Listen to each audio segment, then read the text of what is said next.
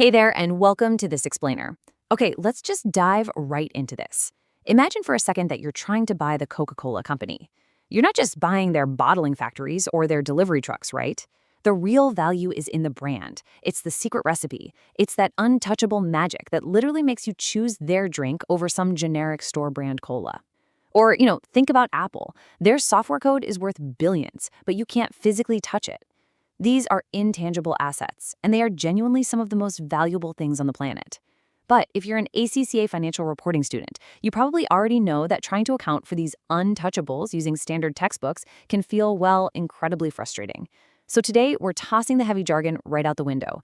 We're going to translate IAS 38 into plain English, use real-life examples, and show you exactly how to conquer this standard once and for all.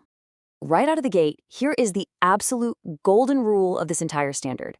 IAS 38 trusts receipts, not feelings. If you can remember this one single principle, everything else we cover today is going to make perfect sense. Here's the bottom line.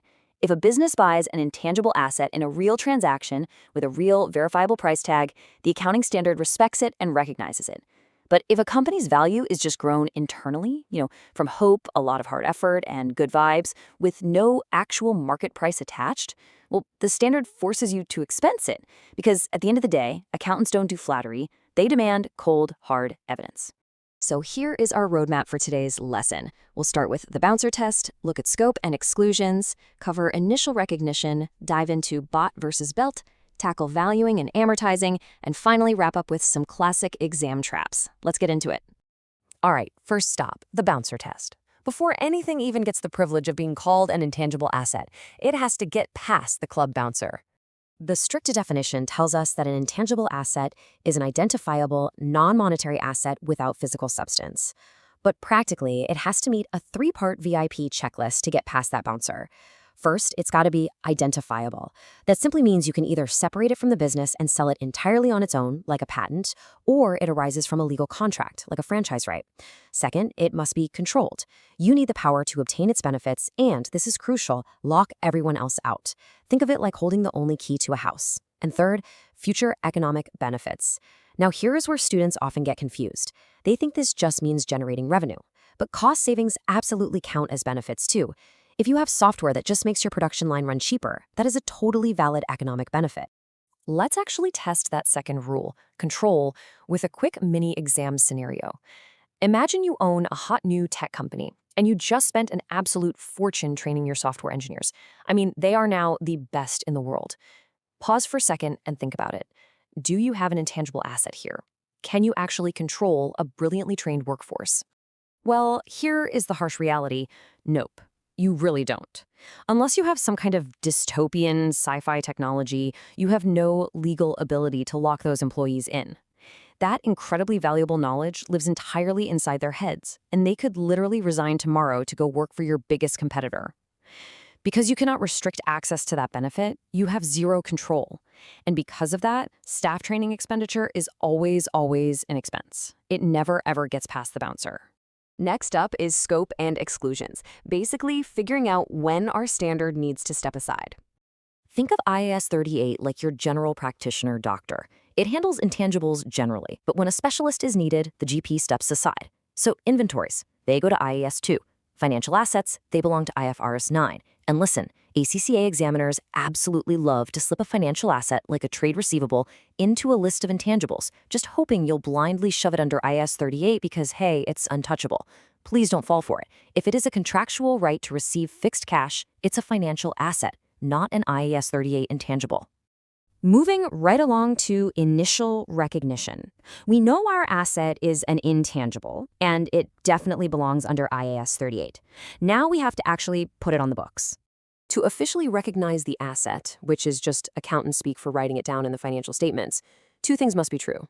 Future economic benefits must be probable, and the cost must be measured reliably. You need both. Now, let me tell you about a beautiful little shortcut. If you buy an intangible separately from a third party, it automatically passes both of these tests. Why? Because the receipt literally does all the talking. The simple fact that you paid cash for it proves that a rational buyer expects probable benefits, and the invoice itself hands you the reliable measurement. So, in an exam setup, if a company buys a license separately, do not overthink it. Just recognize it at cost. But wait, what if you pay for it slowly over time? How do you handle deferred payments? Well, think of it like buying a couch for your living room. If the upfront cash price of that couch is $10,000, but you choose a financing plan to pay it off over 2 years and end up paying $12,000 total, is your couch suddenly worth $12,000? No, it's still just a $10,000 couch. That extra $2,000 is simply what you paid for the privilege of paying slowly. It's interest. It's a finance cost. So whenever an exam question tells you payment is deferred, you must record the asset at its present value cash price on day one and expense the rest as a finance cost over time. All right. Section 4. Bought versus built. As we just saw, buying intangibles is pretty easy, but building them? That's a whole different story. This is where we enter the world of research and development. And frankly, this is hard mode for a lot of accounting students. Let's simplify it. Think of it like modern romance. The research phase, that's like swiping on a dating app and going on casual first dates. You are just exploring your options, trying to see if anything could even possibly work out. You don't make massive, life-changing financial commitments based on a first date. So in accounting, all research costs are always expensed immediately. Development, on the other hand, is when you are engaged and actively planning the wedding. The exploring phase is over. You've chosen a specific option and you are actively building the prototype. Development costs can actually be capitalized, meaning they become an official asset on the balance sheet, but only if you can prove it's a sure thing. To capitalize those development costs, you gotta prove all 6 of these criteria, which are beautifully summarized by the mnemonic PIRATE. Probable benefits, intention to complete, resources are adequate, ability to use or sell, technical feasibility, and expenditure can be measured reliably. Now listen to me, because here's a rule with absolutely no mercy: the switch-on date. You can only capitalize costs from the exact date that all 6 PIRATE criteria are met.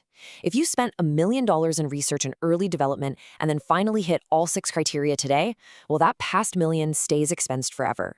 Basically, if you decide halfway through making that your kitchen experiment is actually going to be a commercial wedding cake, you cannot retroactively build the company for the eggs you've already cracked. Accounting has no time machine. Let's see how this exact logic applies to internally generated goodwill and brands. The standard strictly prohibits you from recognizing homegrown brands or internally generated goodwill as assets. Why? Because you just cannot untangle the costs. Which exact dollar you spent built the brand love in your customers' hearts, and which dollar just kept the lights on at the office? It's completely, hopelessly tangled, which means there is no reliable measurement. And remember our golden rule from the beginning? IAS 38 trusts receipts, not feelings. Okay, moving to valuing and amortizing. Once we've bought or built this asset, how do we measure it as it gets older? Technically, you have a choice between the cost model and the revaluation model, but out in the real world, revaluation is incredibly rare. To revalue an intangible asset upwards, you need a highly active market with daily trading prices. But most intangibles, like patents or custom grands, are valuable precisely because they are completely unique. Asking for the active market rate of a unique patent is literally like asking for the daily going rate of the Mona Lisa. It doesn't trade daily, so there's no reliable price, only guesses. Therefore, for your ACCA exams, just assume the cost model is king. Now, as these assets age, they lose value through a process called amortization. Here's another quick scenario to test your intuition. Let's say you own a 5-year software license, but you temporarily shut down your factory for a 3-month renovation. The software goes completely idle. Do you pause the amortization for those 3 months? Think about what you do here. The answer is absolutely not. Amortization is literally just depreciation wearing a fancier outfit. It kicks off the moment the asset is available for use, and it does not pause just because it's idle. Think of it like a gym membership. The gym is going to keep billing your credit card whether you actually show up to use the treadmills or not. Also, it's worth noting that residual value is generally assumed to be 0. Because really, who wants to buy a second-hand expired patent? Nobody. So we amortize the full costs. We also need to classify the asset's useful life. If it has a finite life, like a 10-year legal right, we just amortize it over 10 years. Easy. But what if it has an indefinite life? Watch out, this is a massive exam trap. Indefinite does not mean infinite. It just means there's no foreseeable end right now. Think of it like a best friendship. There is no scheduled end date, but there's also no absolute guarantee it'll last forever either. Because it's not guaranteed, you do not amortize indefinite life assets. Instead, you strictly supervise them. You test them for impairment every single year under a totally different standard, IAS 36, just to ensure they haven't silently lost their value. Finally, we're at the finish line. Exam traps and recap. Let's make sure you protect your marks. Let's do a rapid-fire run through the absolute biggest traps ACCA examiners set for you. Listen closely. When an asset is finally dead or sold, we derecognize it. But here is trap number 1. If you sell an old intangible license, the gain on that sale is not revenue. Revenue is what your business does daily, like selling coffee. Selling an old license is a one-off garage sale, and garage sale money is not operating revenue. Write that explicitly in your exam. Next up, training costs, always expensed. Management's strong belief that an advertising campaign grew the brand, belief is not evidence, expense it. Pre-pirate date R&D costs, expensed forever. Internally generated goodwill, completely 100% prohibited. And let me say that one more time for the folks in the back. Once expensed, always expensed. If you spent money in the research phase or before your development project proved its technical feasibility, you can never ever go back and turn those old expenses into a shiny new asset. It genuinely doesn't matter if the product eventually becomes a billion-dollar blockbuster. Accounting has no time machine. And there you have it. IAS 38 fully demystified. Remember, this whole complex standard really just boils down to one simple, undeniable idea. Accountants demand evidence. We trust receipts. We do not trust feelings. So the very next time you look at a massive billion-dollar brand, ask yourself, how much of that untouchable magic is actually allowed on their balance sheet? Go out there, trust the evidence, and ace your ACCA exam.